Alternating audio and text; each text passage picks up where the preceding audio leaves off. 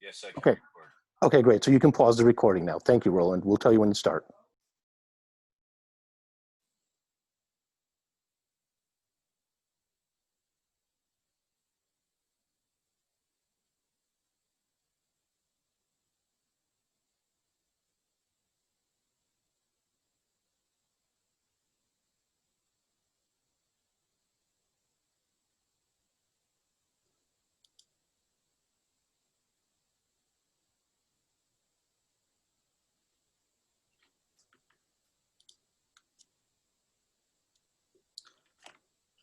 Okay, good afternoon, everyone. Welcome to our second town hall to discuss reopening.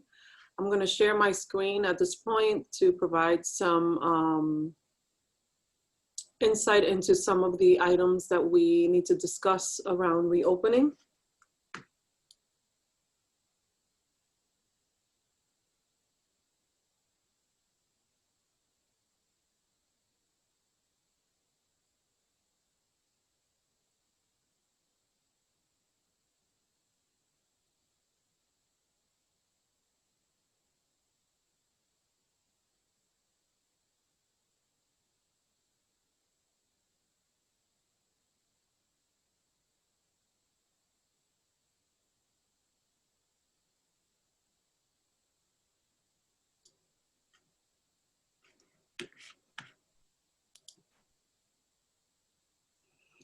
So before we go into the details today of the items associated with some of the programming needs, I'm gonna have Javier Padilla provide some updates around HR that are important for people to have insight on as we move forward around the work we need to do for reopening. So Javier. Thank you, Dr. Estrella, and good afternoon to everyone. I have three sort of updates from an HR perspective.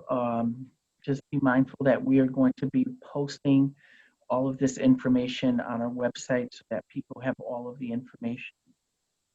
The first very important announcement that we have is we want to remind people to be mindful that there are travel restrictions.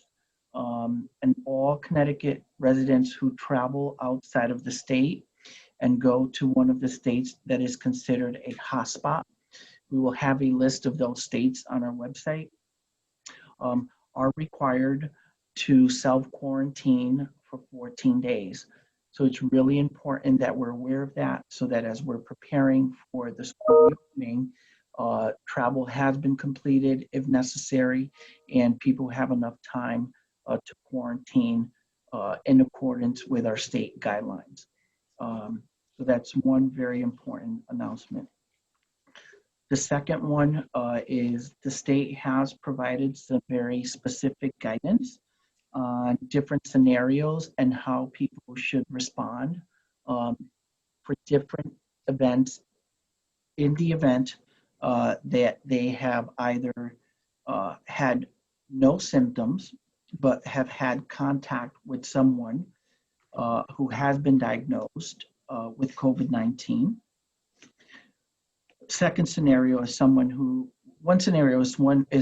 has not had symptoms and has not had contact with someone diagnosed with COVID-19.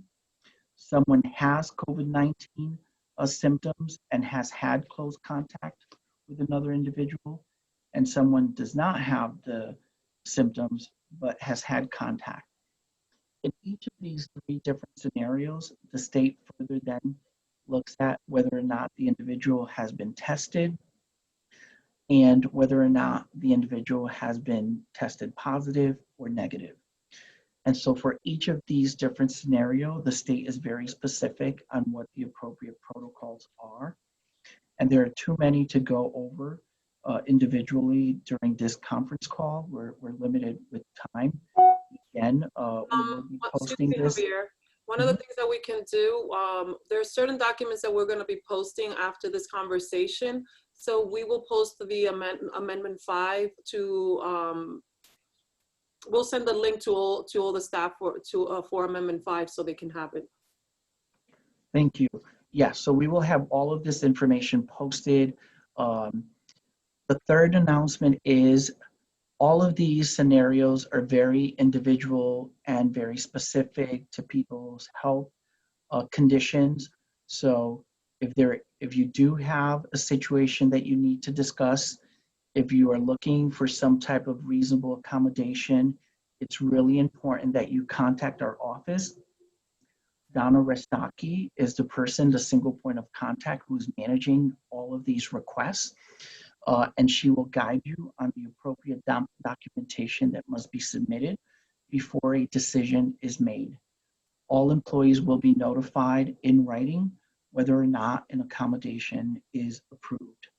So again, these are very personal and very individualized matters. I'm sort of providing a very overview of different scenarios. We will post the information and very specific questions can be addressed with Donna Restaki. Thank you. Thank you, Javier. The other piece that I want to mention before we proceed is that the PowerPoint that we are utilizing to help with the conversation today will also be available for participants later on. We will send either the link via email or we will post it on the website. So just to provide context for those of you who might have not participated in the previous session, first and foremost, thank you for all of you who are taking the time to participate in the conversation right now that are on vacation. We really appreciate the time you're taking to build awareness around school reopening. One of the things that we did is we asked parents to complete a reopening form to help us assess how many students within our district would be returning. And that would give us some insight in terms of what we should expect at the start of the school year in terms of number of students participating. As a result of that, we had I'm gonna start with the pre-K through 5th grade, 57% of the families elected to have so far their students participate in person, 22% distance learning. We still have 20% of the population in elementary school that is still unknown. Some of it is because we're still gathering data, and some of it is because some members of the community have still not completed their selection. At the middle school level, we have 57% returning to in-person learning, and then 25% will continue to engage in distance learning, while 17.9% of the population is still unknown, and we're still waiting for forms to be finalized. At the high school level, we have 55.5% of the population returning to in-person instruction, 27% continuing distance learning, and 17.1% which are still unknown. So I'm going to talk about, and I'm going to tag team with Sandra and Frank on this piece regarding reopening plans, specifically around safety, transportation, school foods, as well as some of the guidelines around the utilization of PPE attire. So Frank and Sandra, I'll turn it over to you. Okay, thank you, Dr. Estrella, and good afternoon to all staff who are out there. If you see the list here, we'll take these one at a time. Around health, you'll notice here that we're doing several things to mitigate the transmission of COVID-19, to improve the learning environment, and we have a plan in place when there is a possible exposure. In the first instance, reducing classroom density is critical, and we're doing that at all 3 levels, including elementary, where all students are returning in person, but will be participating in their learning at reduced density levels. We have ordered and will continue to order various plexiglass equipment, and that will depend upon the school and the furniture setup, but partitions have already been ordered.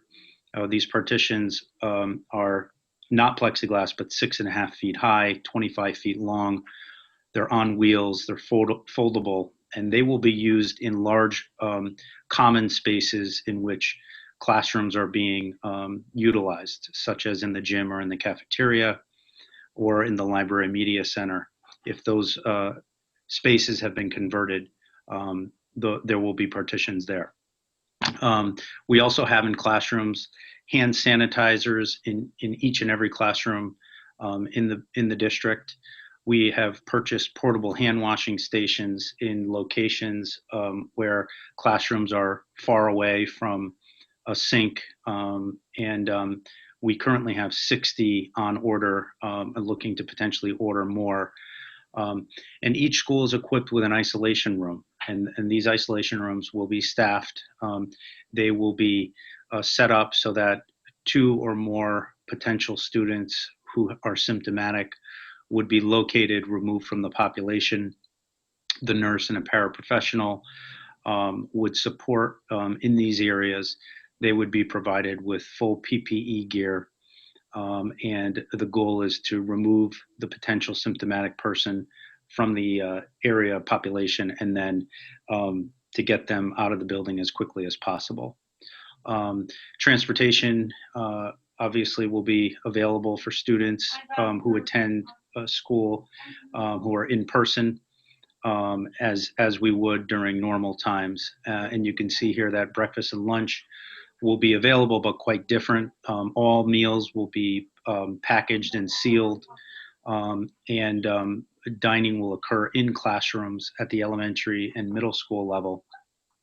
The high schools will operate a bit differently. There'll be 4 or 5 cafe-style setups located in the areas around the school to reduce and disperse the populations that are dining at that time.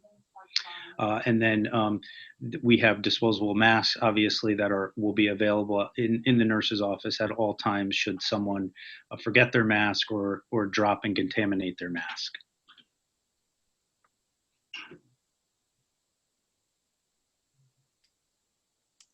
Thank you, Frank. Okay.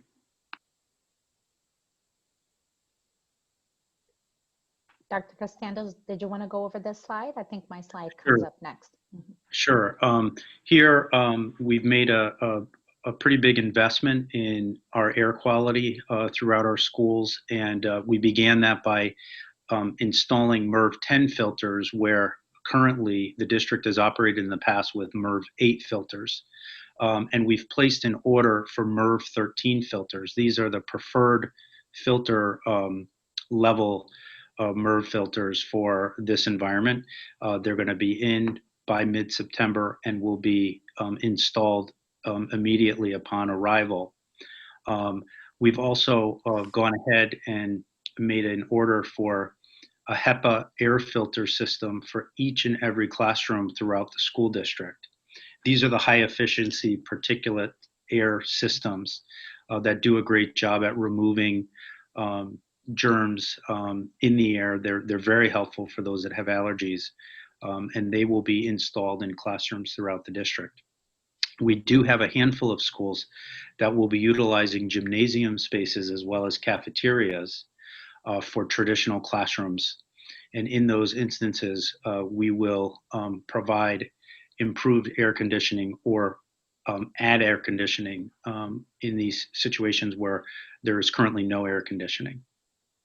And just to add, I know there were some questions around where we were in terms of the work of looking at the ventilation systems and the air circulation. So far, all the schools that had summer school were inspected, checked, and the airflow increase was done at all of those sites. So BMHS, NHS, Roten, Brookside, Cranberry, Wolf Pit, Fox Run, NHMS, CMS, Tracy, Marvin, Kendall have all been checked, and outside air flow has been increased. Schools that will be completed by the time we return are Narragansett, Jefferson, MRMS, and Silvermine. Ponus, because it's a new building, what we're going to be doing is mainly just focusing on increasing the outside airflow for those particular schools. And NECC is managed by the city, and we're working with them to ensure that similar processes are put in place.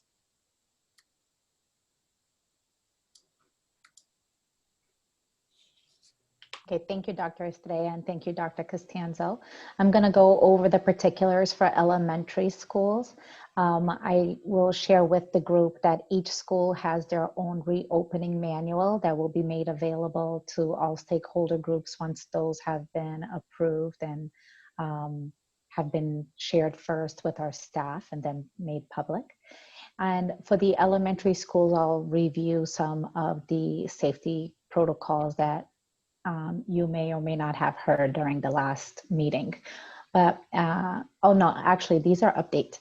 So these updates include the work that has been done with all elementary school leaders around making sure that we don't have large density of students or of parents at any one time.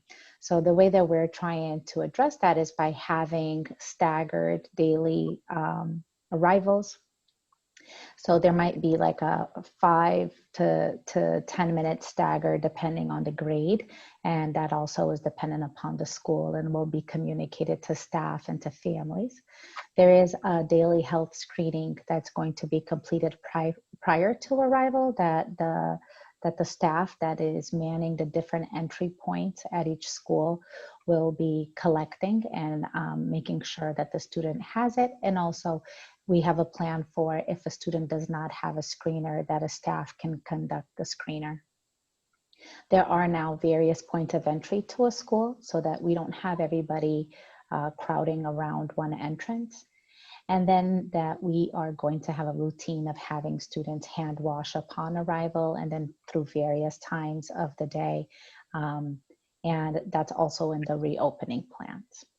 For classroom density and for cohorting, we have planned cohorts that at the elementary schools are designated as your classroom. So the cohort is at the classroom level, and the cohort, depending on the space, can be 20 kids if the space is big enough to hold 20 kids and that there's still 6 feet between the desks. And at some places, the cohort might be split into 2 sections because of having to plan for the distancing that's required. But the cohort is at the classroom level and there will be minimal mixing between the cohorts. Non-essential furniture will be removed or is in the process of being removed right now from the classrooms. And then the student desks, again, are distanced 6 feet apart. There's plexiglass partitions on tables that students will be sharing. So let's say if there's a long table and you can actually sit 2 children there with the 6 feet apart, there will be a plexiglass between those 2 children. And mask breaks will be scheduled and they will be supervised. There's actually a process for how we will do mask breaks, including where to put the mask when you're on break. Transitions have also been planned, so students will transition less frequently in the elementary schools because there's also smaller numbers. But when you do have the transition, those also have been planned so that we don't have crowding in the hallways or crowding as we are traveling to go somewhere together. And the dismissal has also been staggered. There's various points of exit, and again, the transportation protocols are that you board the buses from back to front. So all these have been detailed in the reopening plans that school leaders will be sharing with you. That's it for this piece, Dr. Estrella, and I think Dr. Costanzo is taking on the middle school. Very good. Thank you, Sandra. The middle school health and safety protocols are very similar to that of the elementary, which Sandra just spoke to. Arrival is similar with staggered entries, health screening happening prior to entry, and sanitizing hands prior to the start of the school day. Cohorting will occur as a result by house and by grade. Generally, the general rule of thumb is that 12 to 14 students would be in each class, 6 feet apart. Of course, those numbers vary slightly depending upon the square footage of the space. Transitions will be staggered by house. So the old notion of the bell ringing and the whole school getting up and moving to the next.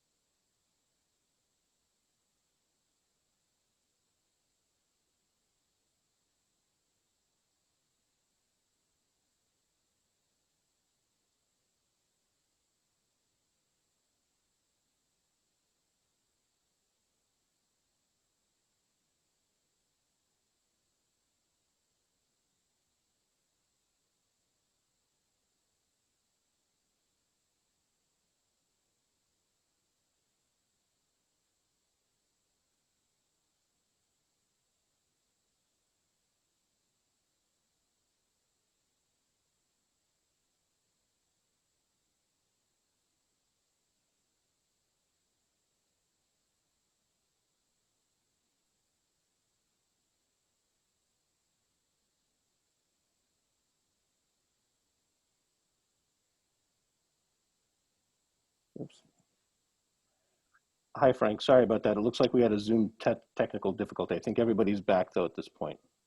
Okay, Ralph, I don't see the PowerPoint, but I do see your name up. I'm gonna, Yes, the PowerPoint will be up in just a moment. ready? Okay, all set. Okay.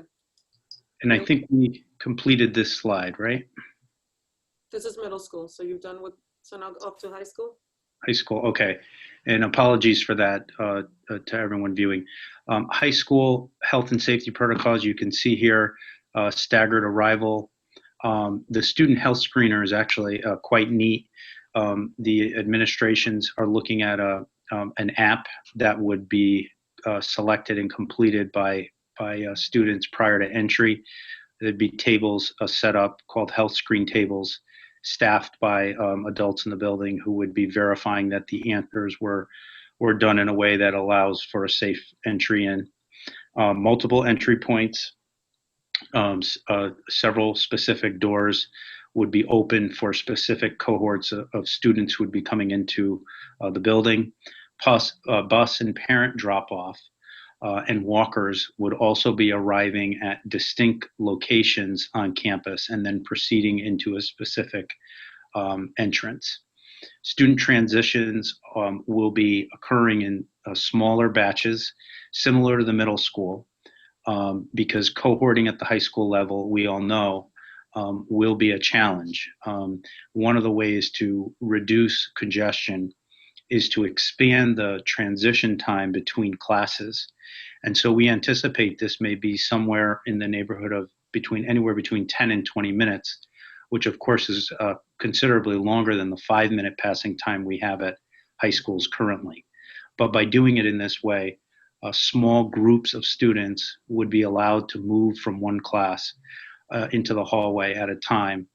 And we're going to space those out by about 5 or 6 minutes each. Again, we intend on regular classroom furniture being disinfected regularly, I should say, and then staggering dismissal. And again, bus and parent pickup on the high school campus would happen in separate and distinct locations. The high schools will operate at about 50% capacity of the 75% or so that are saying that they want the hybrid. So this will be a much smaller student population attending in person on any given day. Thank you, Frank. Okay. So now we're going to go into the programming structure for the different grade bands. So for elementary school, as this is not right, so I'll skip that. For the elementary school, all students will be in person every day. And those students that select virtual will be virtual every day. For the exception of middle and high school that you'll see later, that their structure looks a little bit different. So I want to walk you through the day in the life of an elementary school student in person, and then I'm going to walk you through that experience as a student that is virtually. So Malik is a 4th grade general ed student. Malik will take the bus at approximately 7:30 in the morning. Malik will start work in his class at around 8:15. That's when he will have his check-in with his teachers, make sure that things are set, and he will be able to organize his workstation. Between 8:15, 8:35, SEL activities will be in place because social emotional well-being is something that we have to put at the forefront, especially because so many of our students have had different challenges and difficulties through this COVID era that we are currently living in. Then Malik will start his morning classes at around 8:30, and from 8:30 to 12, he will be engaged in his learning experience. Depending on the school, Malik will engage initially in the morning with his teacher or with the paraprofessional. In places where in the elementary school where we had to, because of class size, split a class in half, we would have the teacher in one room and the paraeducator in another. The paraeducator will be supporting the students in small group instruction, or, and you'll see later, supporting the teacher through the whole group learning process. But Dr. Meyer will provide more details later in a more in-depth slide. Then Malik will go to lunch between 12 and 12:20. He will have recess between 12:20 and 12:50. At 12:45, Malik will have his midday check-in, and he will start his afternoon classes. Again, then in the afternoon, Malik would either go to after-school care, or Malik will ride the bus or get picked up at the end of the day. For a child in distance learning, his day will start at 7:55. From 8 to 8:15, Malik will be organizing himself and getting things set with his computer, making sure he's connected, and he will be checking in with his teacher. He will be joining the class for the SEL activity in the same way that the in-person students would. Malik will then transition at 8:35 to his morning classes with his teacher, paraeducator. Then Malik will transition to lunch from 12 to 12:20. And Malik at home will figure out either he has a break, he might want to go outside between 12:20 and 12:45. Then in the afternoon from 12:45 to 2:50, Malik will continue his classes, afternoon classes. And at 8 o'clock, and then at 2:50, Malik is done for the day and can resume other home activities. So I'm going to turn it over now to Dr. Meyer, who's going to speak a little bit more about what the program for the day would look like for Malik. Good afternoon. I know there's a lot of detail on this slide, but we want to highlight a couple of concepts.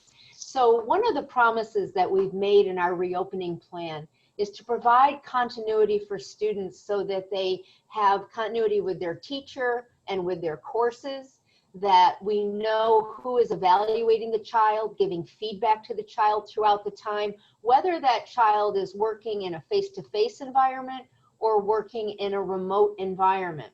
And so when we think about our class, I'm an elementary third grade teacher.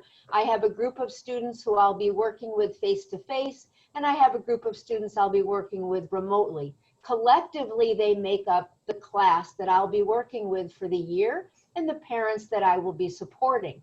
When we think about our elementary schedule, we want to know that we always have those structures that are familiar to us as teachers: whole class, small group instruction, one-to-one instruction, and of course, independent learning. It's important as we think about a sample schedule, as Dr. Estrella was saying, we open the day with our class meeting. That means everyone is virtual and on their device, and we're having that morning time together, building those relationships, having our partnerships. We're also setting our schedule for the day. If you continue to look, we move into maybe our reading instruction, where the teacher may be working with a small group of students face-to-face or remotely. And those students are either doing their independent learning time, they've got their reading and their writing ready. And what we'll see for all of our teachers is that we're recommending that choice boards become a regular part of the learning that'll help to guide the independent learning time. Children will know their daily schedule.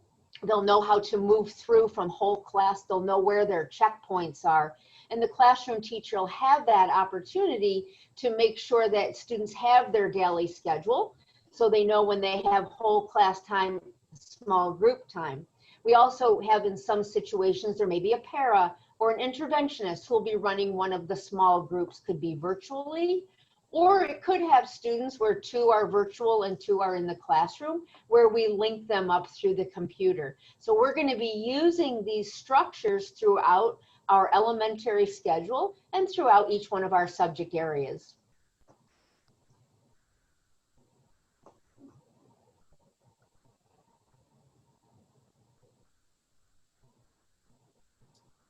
Thank you, Dr. Meyer.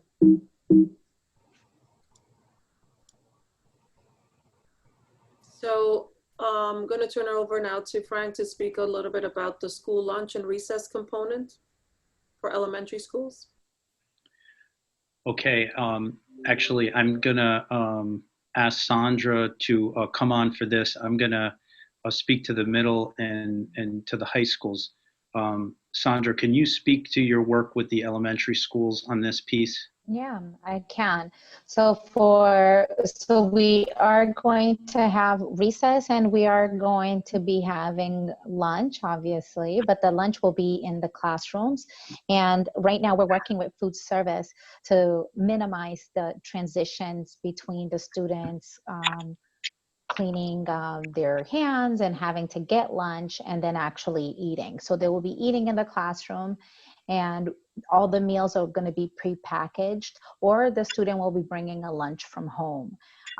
While they're, for the most part, while they're at lunch, they're being monitored by a teacher, and or if the principal has gotten coverage. Recess is when we plan to have the teacher have their duty-free lunch in most cases. And at recess, the students will be monitored by somebody else, and they will be able to play outside in cohorts. The sample that you see here is how we intend to separate students. Each elementary school has submitted a plan of how they intend to have students separated while they're at recess, and making sure that students are maintaining distance and playing games that are safe, that we've provided some resources on which games are safe to play while maintaining distance. This is also like an opportune time to provide mask break if we can assure that students are distancing.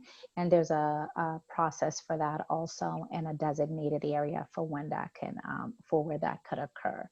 But that's the recess piece. The only thing that is unique to recess this time is that the playscapes are still not in use because of the sanitation that would have to take place at each playscape between each group. So that is something that we've put into our plan to not have the playscape be one of the areas that we've designated student groups to. Thank you, Sandra. Yes. So just to provide updates on some of the things that came up as overarching questions from the last town hall. Students are going to be assigned by grade level to a teacher, regardless whether they are in person or engaging in distance learning. So they will continue to have the same teacher throughout the year. One of the reasons why we're approaching it this way is because we want to minimize the number of times that students have to be reacquainted to different cohorts and different personnel. The second thing is, I think was already articulated, the need to have routine scheduled mass breaks. And I'm going to turn it over to Dr. Myers to speak a little bit about the special cycles and how those will be playing out throughout the year. So as we were looking at our daily schedule, what we used to do is think about one special per day, and would often be art one day and music another day. But as we look at and respond to COVID, what we'd like to do is think about our cohorts. And so that if the special area teacher is working, they would work with a grade level or two cohort at a time, and they might work with that group for 2 or 3 weeks before they would move to another cohort that they're working with. And so the special area teachers will be working with our students, and they will have a specific schedule to be able to meet those needs. Each building, based on the specials that they have, is designing that, and based on the number of sections that they have per grade level. There was a question in the chat that we do have the special time does allow for the opportunity for a break for the classroom teacher. And yes, classroom teachers will be scheduled to have a lunch break as well. Thank you, Dr. Myers. The next piece that I want to touch base in, as you know, because we are having the elementary school students in person every day, it creates an overflow because we don't have enough space in some of the elementary schools to hold all of our students. So as a result of that, we create the Jefferson building that was going to be under construction has been put on hold to make sure that we accommodate the overflow that we have from Naramek, Silvermine, and Tracy. In this case, the 4th and 5th grade students from these schools will go to the old Jefferson campus to receive their learning, receive their instruction. We're going to have a CISD administrator that will be consistent in that facility to ensure that there's someone that if there's a need is a common person that parents or anyone from the community can go to, but school leaders will be cycling through this facility on an ongoing basis so that they know they can support their teachers, because the teachers are going to be assigned based on the work that they would be doing from the different individual schools. The way we're organizing them in the building is that they're going to be in clusters so that schools can stay together and that we limit any commingling of students from other campuses. And again, like I said earlier, the students will be taught by their teachers, by their para-educators, any special education staff will be coming from their home school.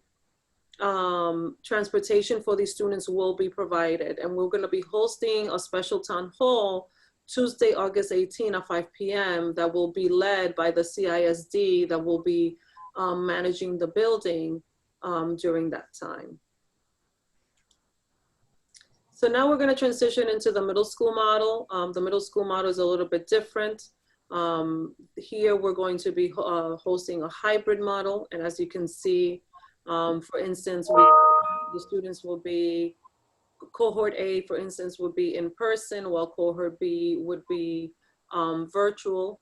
And then they will be swapping back and forth in a 3-day cycle, in a 2-day cycle, excuse me. I'll leave this slide for a second so people can visualize, and then I'm going to transition to the next piece. So let's look at Selena, a 7th grade student. Selena will take the bus. Selena will arrive to school at 8:10 in the morning. Selena attends homeroom with her cohort from 8:10 to 8:20. From there, Selena has her morning classes, which will consist of 2 blocks. And within that session, there will be a mask break. Then Selena will have a recess, and block 3 will then transition from that point. Then Selena will have lunch at around 2:10 to 12:30. Then Selena will engage in block 4 from 12:35 to 2:50. At that point, Selena will either be bused home or engage in the after-school program. If Selena was learning remotely, Selena will have breakfast at home. Selena will log in at around 8:15, and then Selena will attend homeroom from 8:10 to 8:20, transitioning to her block 1 and 2 classes, then transferring over to her break alongside block 3. Then she will have lunch at around 12:10 to 12:30. And then Selena will have her afternoon classes, block 4 and 5. Selena will then conclude her day for that time period. I'm going to turn it over now to Dr. Meyer to speak about the program structure for middle school.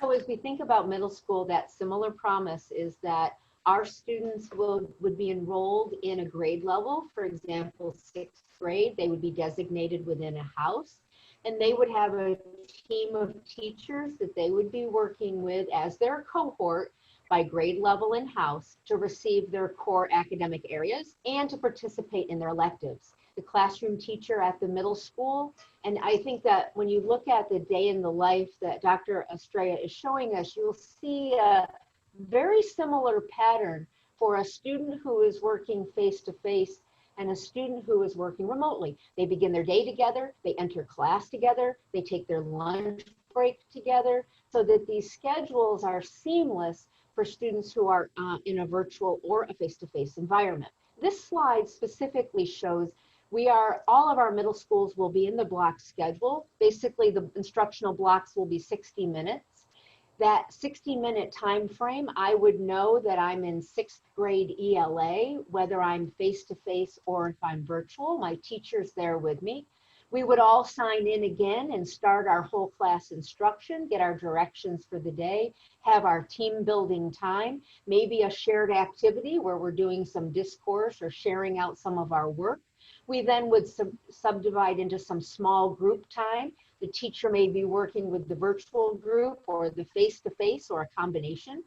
At the same time, we would always have a choice board ready there too, and we're working in a learning management system. So the course has been set up in Google Classroom. The resources are then easily accessible for all children.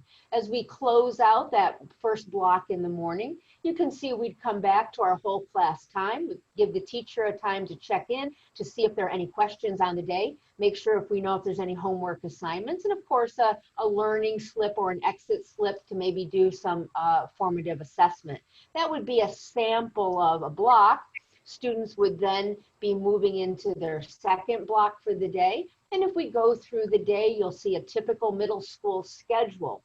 One of the differences as we move into a full year in our reopening plan is all students, face-to-face or virtual, have the same time frame.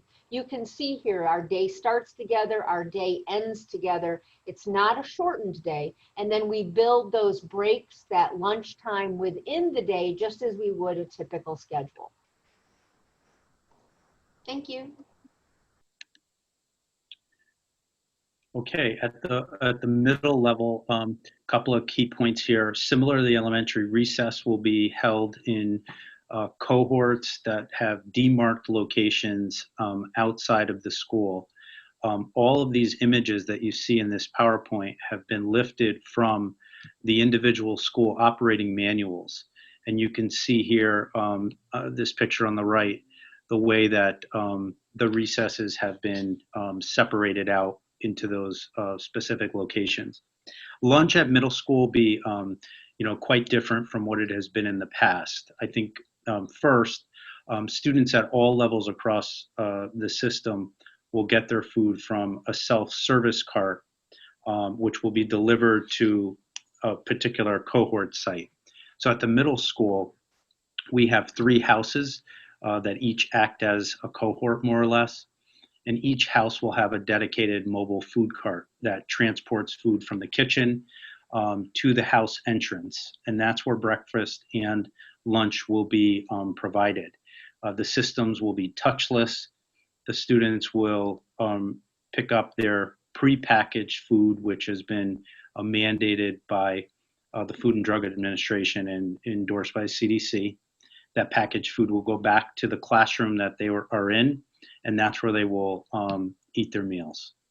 And then you can see here, lastly on this slide, the hallway passing time has been changed to minimize student density. There'll be quite a bit of signage available that helps guide students in going in one direction or another. And as we talked about earlier, the windows for transitions will be much longer, with smaller groups of students moving about during that longer block of time.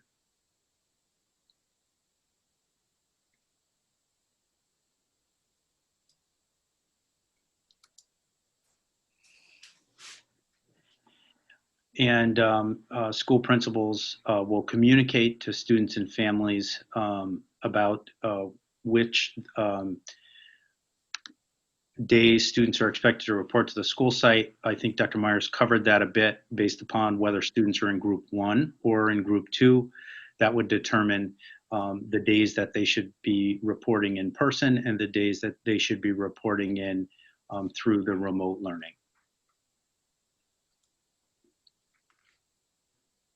So now we're going to move into looking at the high schools and how they're going to be structured. Also hybrid. In this case, we're going to have group A, group B, as in the other cases. But the way it's going to be structured is that the week is going to be done in such a way that we're going to have kids AABB.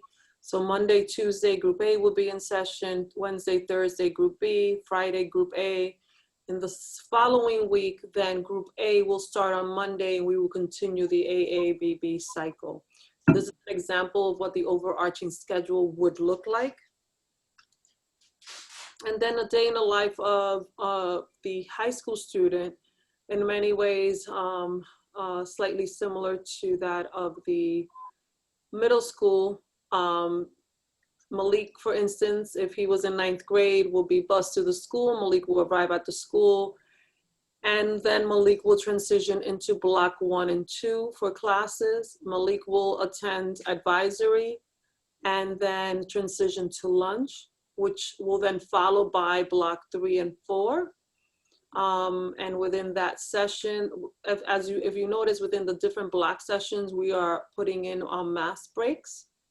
And then Malik boards the bus to go home or takes a break before his after school program or athletic program. So one of the things that we're trying to do is ensure that students have their extracurricular activities within their schedules as well, especially for the high school students. For a child in distance learning, very similar structure. The difference here is that the children that are in an athletic program would be bused back to the school building, will be bused to the school building to engage in those activities. The busing component is still something that we're still working out, but the idea is that the students will have the ability to come and participate in extracurricular and athletic programs at the high school level. So I'm going to turn it over to Frank and Sandra to speak a little bit about student life at the high school level. Okay, thank you. The school will operate at a 50% density level. and that 50% is really taken from about the 75 to 77% of students at the high school level who expect to come back for the hybrid model. Administration and staff will work on configuring classrooms so that desks are separated by a minimum of 6 feet apart. And dining will look quite different. We've talked with both administrations, and they're making some adjustments to the schedule of lunch at the high schools, potentially adding a couple of more waves to further reduce density. There will be 4 or 5 cafe-style hubs set up around the school with 4 different menu options, and high school students will be able to go to those areas, purchase and eat their meals before heading back to class. I think it's important to just remember that we're talking about a difference of close to 1,000 students or more than 1,000 students who are not in the school, and so these are large plants, and so there will be adequate amounts of room and seating to be able to do this well. Dr. Estrella, if I may add something about the high school seating, because most of the pictures we've had have been in rows. And I just want to make sure that everybody on the call understands that those were just the pictures we had available as we were measuring out desks, but that desks can still be configured so that students can collaborate with one another more easily. Yes, and that's one of the things that I had expressed to Sandra and Dr. Constanza about as a concern, because I don't want people to have the misperception that they're expected to have students in roles, because that's not really the expectation. A lot of the configurations were created just to assess how much space we had in the room, but we're looking for group activities that are adequately socially distanced and students engaging in dialogue conversation throughout their learning experience. So we seek the creativity of the paraeducators and teachers in the district to really think through how they want to organize their rooms. And honestly, it should not be in roles wherever permissible, because I don't want us to step backwards when I know that so much work has been done to really engage students in a collaborative learning environment. And this situation shouldn't limit us from doing that. Our main focus is that we're adequately socially distanced so that students are safe, but it should not limit our ability to be creative in how we are designing the classroom environment. I'll add here on this last slide, school principals will be communicating to their specific communities on August 17th about the reopening operating manuals. They'll get an overview of that reopening plan, and then parents and students at some point thereafter will learn about their group, whether they're in group 1 or group 2, and each group will have the in-person and remote learning schedule set, so families will know that. After-school activities, sports, and other electives will still be available to high school students. We still don't yet know how the state plans to allow us to run our bands. And so the health director has advised the district to wait until those guidelines become known to us before we initiate any band practices. And we expect those to come out either tomorrow or during the day Monday. And I think those bottom 2 bullets we've already covered in the slides. Thank you. So I'm going to turn it over to Ralph to speak about some of the progress made around connectivity and technology as a whole. Great. Thank you, Dr. Estrella. And I'll be very brief, but hopefully many of you have seen the, press release this week that we've actually partnered in conjunction with the city and the Dalio Family Foundation to offer 1,000 of our families in need internet access for the next year. We realize that there's definitely an equity issue here.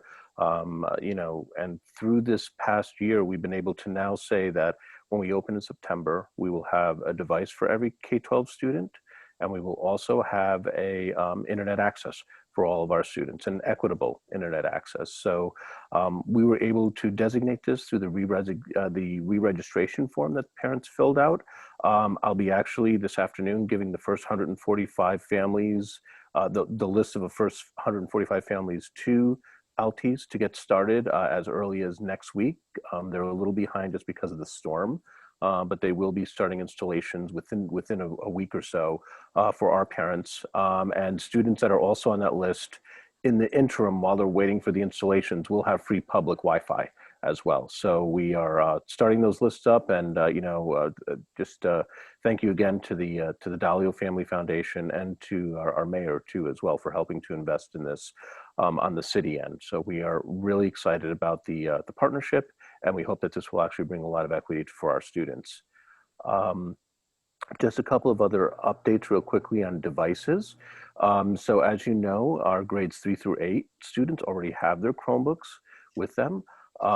Next week, we will be deploying all of our 9 through 12 new laptops, which are going to be Dell, the model number is Dell 3190s. Principals will be reaching out and have set up schedules to be able to deploy these items to their students. And so in order to keep social distancing in place, it's going to be as contactless as possible. Students will drive up to be able to pick up their laptops and hand in their old Chromebooks so that they will be prepared for the beginning of the school year. And for the K2 laptops, all of our K2 student laptops have been delivered to the schools. We're currently tagging them to each student, and we'll be provisioning them so that on day one of school, they will be there in the student's classroom ready for them to be able to be used. Students that are going to be in the remote access will be told a few days prior to the beginning of school that they can come pick up their laptop to be able to begin the school year. I know there may be a couple questions on teacher devices, so I'll just address that very quickly in this presentation. So high school teacher devices, we've been deploying this week. So I think a number of you may have already received them. We are looking to start deploying the K3 teacher devices next week. We will be deploying the grades 4-5 teacher devices the following week. And we're just waiting on the last half of the shipment for the middle school teacher devices, but all of those are actually going to be replaced as well.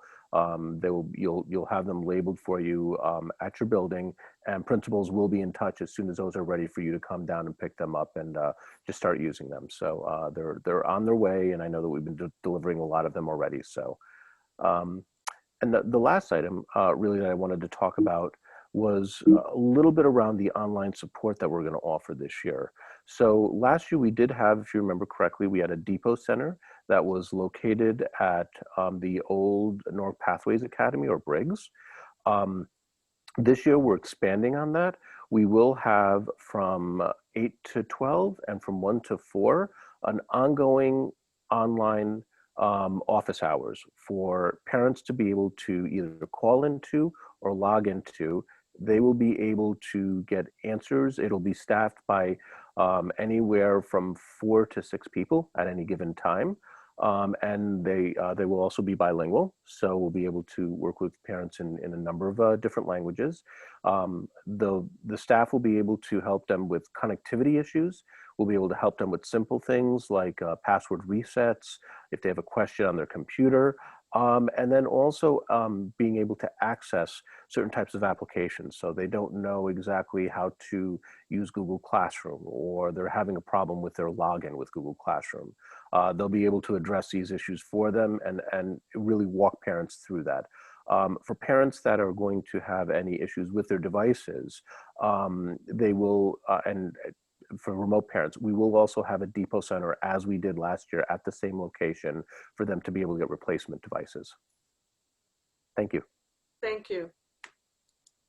So I'm going to turn it over to Dr. Myers now to speak a little bit about the instructional tools. And I just want to, before she begins, to apologize. I know we are past the time. We are almost done. I know it's an abundance of information, but it's a lot of things that we needed to share in order to give you the latest update on how things are continuing to progress in the district. So my apologies. So one of the questions that our teachers have been asking is kind of a picture of in-person learning and virtual learning that's happening at the same time. And what are some of those key tools that we need to be thinking about for the start of school? So everyone in the district will be using a video conferencing tool, either Teams or Google Meet. And Ralph and his team have been setting up training that can be held live or also is recorded. In addition to that, every teacher will need a learning management system so that students can access their learning on a daily basis. We'll be working specifically with grades K and 1 because this will be our newest learners in the one-to-one environment with new devices. And we'll be looking at using a learning management system called Seesaw, which usually works a little better for our youngest children. And of course, the new tablets that they have a touch screen. So trying to, again, look at the age appropriateness. And then, of course, we have Google Classroom, which works well if you are going to video conference in Google Meet. You can work those two pieces together, but it creates a record of each day of the learning and the sequence of the learning, and is where you can also store your resources for students to easily access. As I mentioned earlier, choice boards will be critical because this helps to guide children in their independent learning. The example of the math choice board here, we may say to students that 2 of these boxes are required, and we name those specific to the child or to the class. And then we give them options for 2 or 3 other boxes that they would pick from. Each one of the choices within the document can also have a submission. It could be submitted to Google Classroom or to Flipgrid, could be part of the assessment and feedback that the child is receiving, and could also be shared with another student virtually where they might be working together. So we will offer some training on developing choice boards, and we will also be developing some to share with grade levels and departments so that we get a feel for this. It's also a wonderful communication tool for parents, so that a student can say, this is what's expected. They can say to a child, what's on your choice board today? A high school student might have a choice board that lasts for 2 weeks. They can kind of plan ahead as to how their work is going to lay out. So this is going to be a critical tool in addition to video conferencing and in our learning management tool. You also know that we're prepared with ClassLink, and in there we have a set of applications that are specifically selected because they help with addressing learning in a digital environment. Some of us are using Nearpod, some are using Flipgrid, some of us want to do a brainstorming, so we use our Padlet. Those tools are specific to the type of learning we're using and can be built right into our learning management system. Thank you. So now I'm going to have Dr. Gurovich speak a little bit about the social emotional component and some of the special education pieces. Thank you very much. So as you've seen in previous slides, there is a period of social emotional learning built into every class period, every day, into one class period every day, whether that's a class meeting or the first opportunity when students and teachers meet during the day. We would like to move over the course of the year to build time into longer periods for more in-depth work in the upper grades. We also are deeply committed to the SRBI tiered interventions, and we will be working with our social workers, psychologists, and school counselors to be able to provide tier 2 and tier 3 interventions using hybrid models. We have acquired high quality, I'm giving you a visual, high quality headsets with microphones for staff and for students that may be working within the classroom to assure privacy, working to do outreach to our bilingual families, and working with our community agencies for wraparound services. We recognize our staff needs professional development. We will be doing the crisis prevention intervention, the CPI recertification that is scheduled for late August, early September. We are working to continue the training for trauma-informed care from the Guidance Center.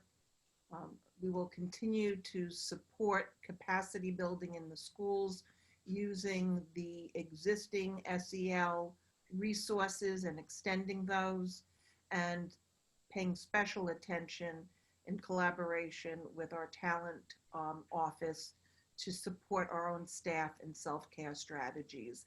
We have to take care of ourselves to be able to take care of our kids. Next slide, please.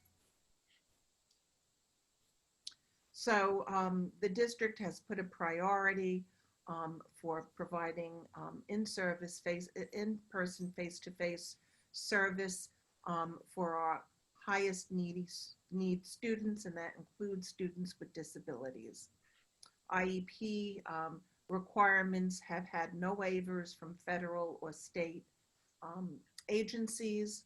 We are using best practices based upon decades of research of effective co-teaching and school-wide enrichment to create cohort cluster groupings of students, ensuring that no more than 50% of any grouping are students with IEPs. We are working with each principal to assist them to balance classes while grouping IEP students. Each teacher in the elementary school and in the middle school will be pushing in to 2 classes, typically for half day, providing up to 3 hours of service a day. In some situations, it may be 3 groups, and all IEP services will be provided either in a co-teaching model, in a small group model, or in an individual need basis within the classroom. And we are limiting the number of classes served per teacher. Related services will be provided primarily in person within our most intensive classrooms. If you go back one, I'm almost at the end of that slide. Want me to go back? Back just one. The wrong way, sorry. Okay. The rest of the related services will be done synchronistically within the building with para-educators facilitating the teletherapy with the students. PPT's evaluations continue as they have been all summer, and special outreach to our medically fragile students, and you see some special considerations there. And on the last slide, one more. Thank you.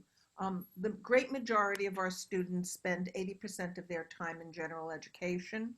In elementary school, those students will be attending 5 days a week with the cohort as I just described it. In middle and high school, they will attend in a hybrid model, and we will work with individual students that may need to come daily within that mild group of students with mild disabilities.